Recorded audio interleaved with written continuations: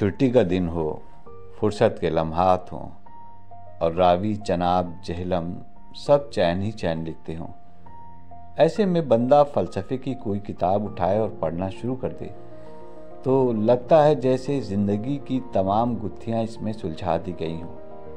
زندگی کیا ہے، کیسے گزارنی ہے، مصیبتوں سے کیسے نمٹنا ہے، غم کو کیسے منانا ہے، خوشی میں شانت کیسے رہنا ہے، دولت کو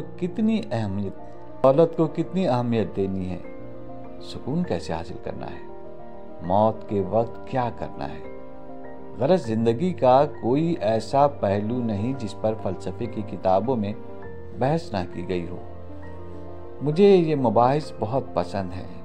انہیں پڑھتے وقت یوں لگتا ہے جیسے زندگی کے ہر پہلو کی پڑتال کر لی گئی ہے اور اب ایسا کوئی سوال نہیں رہا جس کا تسلی بخش جواب نہ موجود ہو۔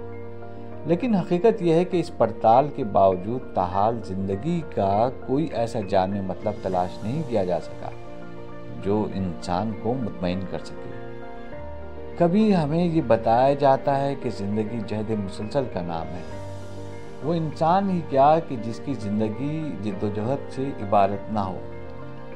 جانور اور انسان میں بنیادی فرق یہ ہے کہ انسان بھوک مٹانے کے علاوہ بھی اپنی زندگی کو بہتر بنانے کے لیے مسلسل تگ و دو کرتا ہے۔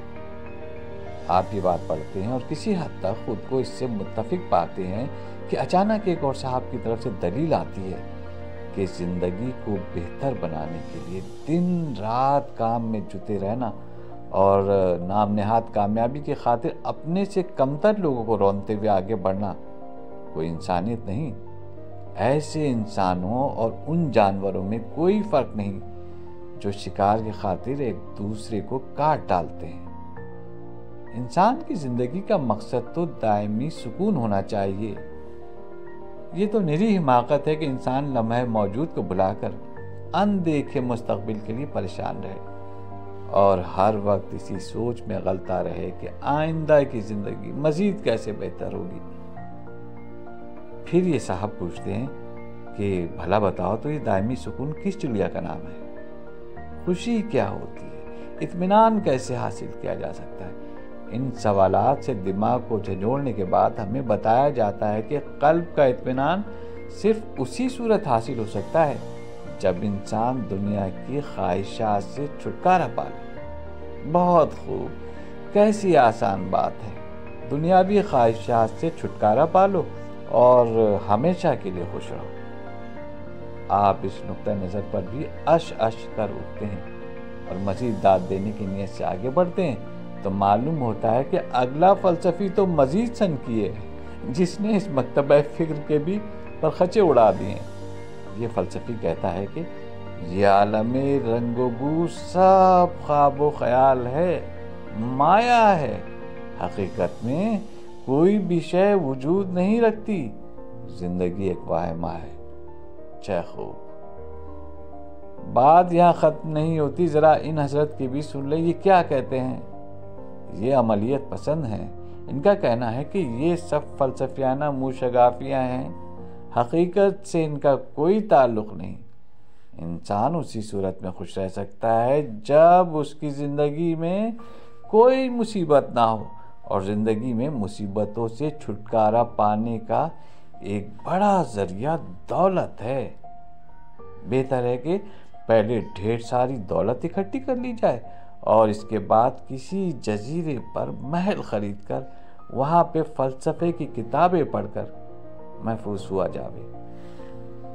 آپ اس نقطہ نظر پر سر دھننا چاہتے ہیں کہ اگلا فلسفی آپ کا سر پکڑ کر کہتا ہے کہ میاں کچھ ہوش کے ناخن لو، یہ کیسی زندگی ہوئی جس میں صرف دولت کمانا ہی مقصد ٹھہرا؟ پیسہ تو کوئی بھی کما سکتا ہے۔ انسان اس دنیا کی ایک اعلیٰ و ارفع مخلوق ہے۔ انسان کا مقام دولت کمانے سے کہیں بلند ہے۔ انسان کو دولت سے نہیں، اس کے افکار سے پرکھا جاتا ہے۔ آپ ظالم کے ساتھ کھڑے ہیں یا مظلوم کے ساتھ؟ حق کا علم بلند کر رہے ہیں یا باطل کے ہاتھ مضبوط کر رہے ہیں؟ اگر آپ زندگی ان خطوط پر نہیں گزار رہے تو پھر چاہے آپ کے پاس قارون کا خزانہ ہی کیوں نہ ہو، آپ کی زندگی بیکار گئی۔ اب آپ نے اس نظریے پر واہ واہ کرنی تھی کہ پتہ چلتا ہے کہ کسی اور صاحب نے یہ کہہ کر زندگی کا کلیجہ نکال کر رکھ دیا ہے کہ ساری زندگی ہی